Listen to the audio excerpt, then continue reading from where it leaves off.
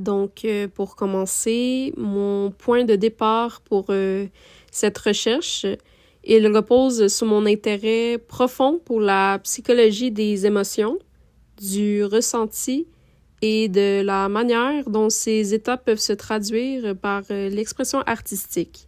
Depuis longtemps, j'ai souvent été fascinée par la capacité des œuvres visuelles à exprimer les complexités du monde intérieur, qu'il s'agisse d'un dessin, d'une image ou même d'une installation. Chaque élément visuel devient en quelque sorte un langage qui porte l'émotion brute et la sensibilité de l'artiste. Et c'est ce lien intrinsèque entre l'art et le ressenti humain que je souhaite explorer davantage.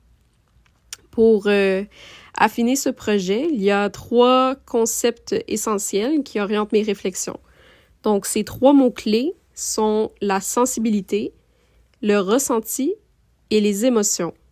Ces 3 thèmes-là seront le fil conducteur de mes recherches en posant une question fondamentale qui ouvre une porte. Comment mon processus créatif est-il influencé par ma sensibilité émotive? Cette interrogation-là ouvre un champ d'exploration. Mes inspirations sont multiples et ancrées dans des approches théoriques et artistiques qui sont assez variées.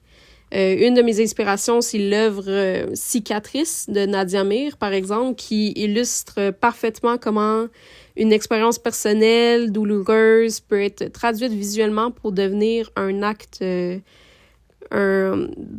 collectif de guérison et de reconnaissance des blessures. Et puis en parallèle, la théorie de l'intelligence émotionnelle de Daniel Goleman, il montre comment les émotions influencent notre comportement et notre perception du monde.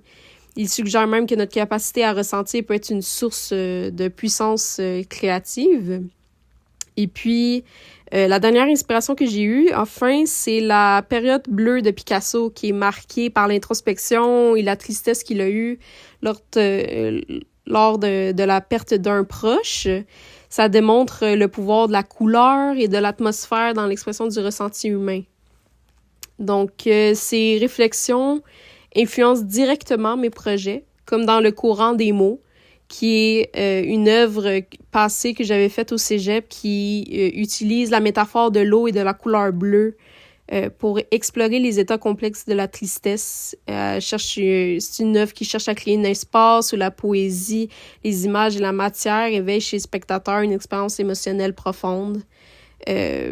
Donc, je cherchais vraiment à plonger dans les profondeurs de l'âme humaine et rendre d'une manière quelque chose d'intangible, assez palpable. Donc, mon projet de recherche continue cette exploration en mettant l'accent sur le processus créatif comme un écho direct de la sensibilité intérieure.